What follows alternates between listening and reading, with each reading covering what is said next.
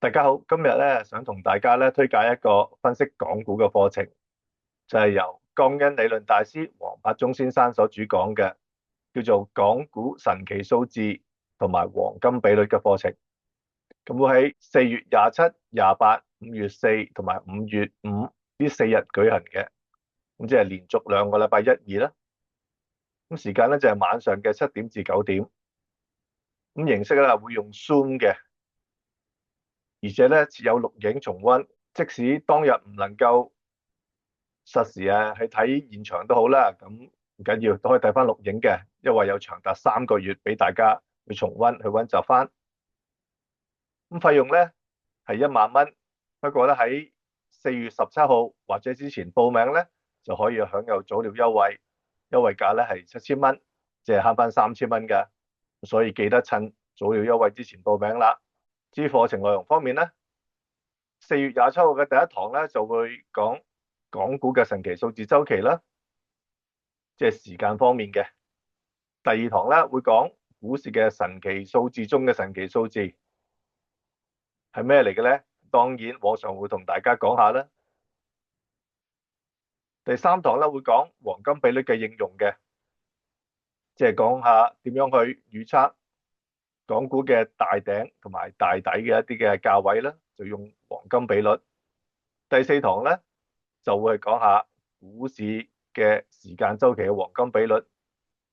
上邊第3堂咧就係講價位，第4堂咧就係講時間方面啦，點樣去推算一啲轉勢嘅時間。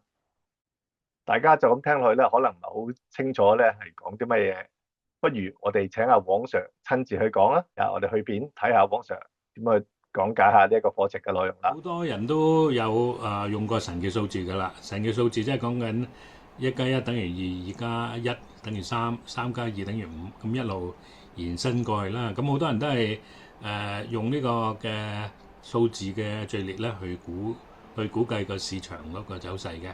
好多人就用計週期嘅，咁但係好多軟件咧都係用週期嘅啫。咁但係其實實際上咧，我哋亦都可以將佢應用喺一個價位上面嘅，同樣嘅方法嘅啫。咁但係咧好多軟件就冇呢個功能嘅。咁呢個咧我嘗試同大家介紹一下。咁另外咧就好多人咧去用嗰個神奇數字咧，或者黃金比率咧，其實咧有一個嘅一個盲點嘅，就係咧我哋冇掌握到咧佢嗰個即係波浪理論講嘅浪中有浪呢個概念。咁亦都係講緊咧神奇數字中嘅神奇數字，或者係黃金比率中嘅黃金比率。咁呢個咧好似好奇怪咁樣。咁咧喺課程咧，我哋會幫助大家去理解咧。當我哋有咗呢個概念咧，就我哋就會容易都去分析咧成個大趨勢裏面咧嗰個市場升升跌跌升升跌跌咧，都係完全可以用呢個方法去掌握得到嘅。咁呢個就係我想帶俾大家嘅一個嘅觀念啦。咁而我哋去計算嘅時候咧，我哋用黃金比率咧，其實就係講緊用神奇數字每一個數字中間嗰個比率，咁慢慢就去匯聚去到咧黃金比率。黃金比率咧就係前面嘅數字減後邊除後邊嘅數字，或者咧後邊嘅數字除前面嘅數字，咁咧就係計出嚟就係1.618。咁如果係收縮嘅時候咧，就調翻轉咧就係0.618。咁就嚟去都係0.618、1.618。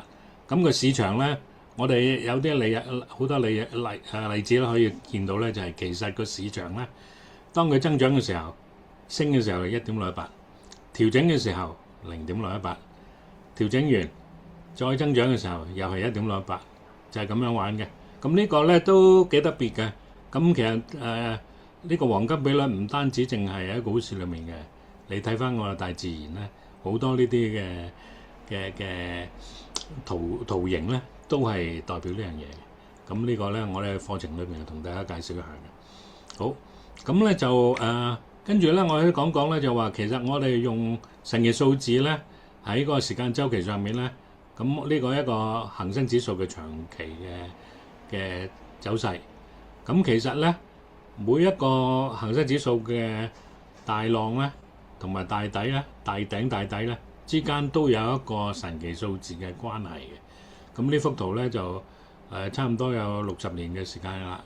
咁咧呢幅圖最遠咧係計到邊度咧？1941年12月香港淪陷嗰一年，咁咧一路咁計，咁都全部都係同我哋每一個嘅牛市頂之間嗰個關係咧係有，譬如55年、34年、21年、13年，全部都係神奇數字嚟嘅。咁呢個咧俾個概念大家睇到，就話長期係咁樣玩，但係短期係點玩咧？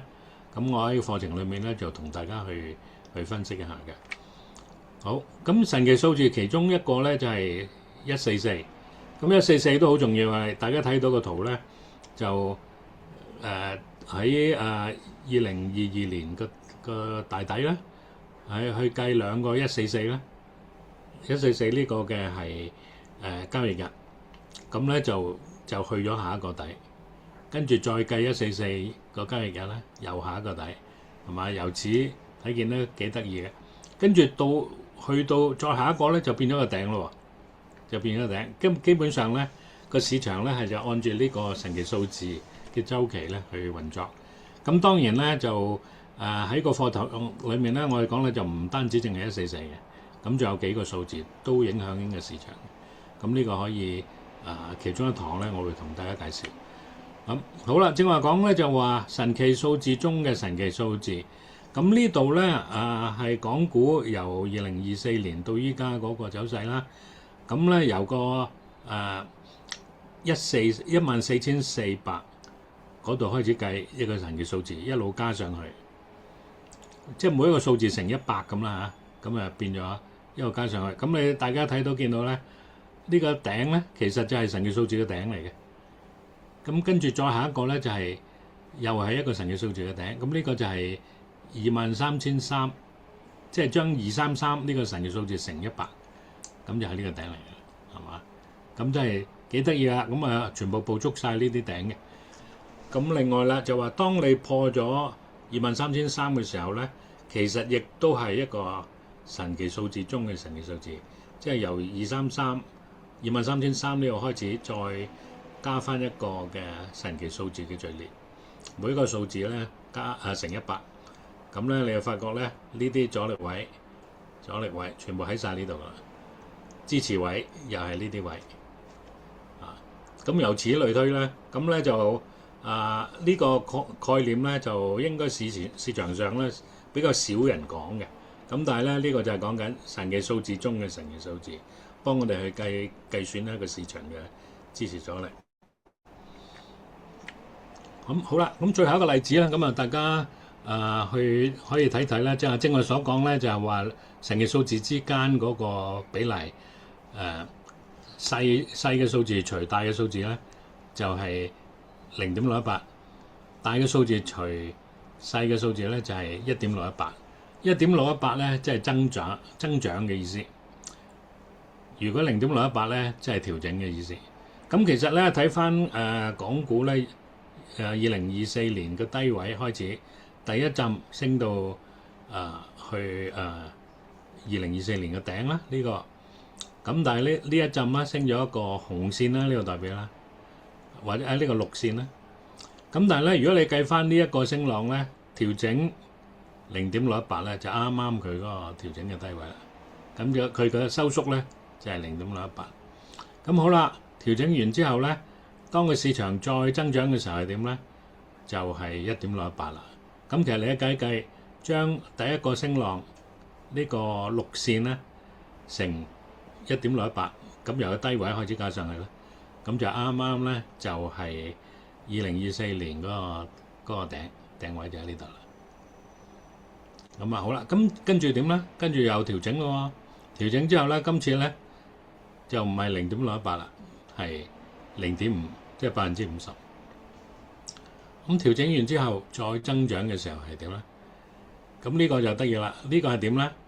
就係今次咧係量度個低位，個24年嘅低位到呢個調整嘅低位，佢呢個 S1呢一個幅度乘1.618，咁就係等於就係去到呢個頂啦。呢個頂就係25年嘅頂啦，就係呢度啦。咁又係兩個1.618啦，依家。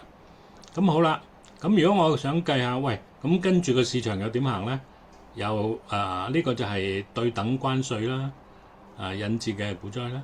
咁跌落嚟就係0.5，即係50%嘅回調整。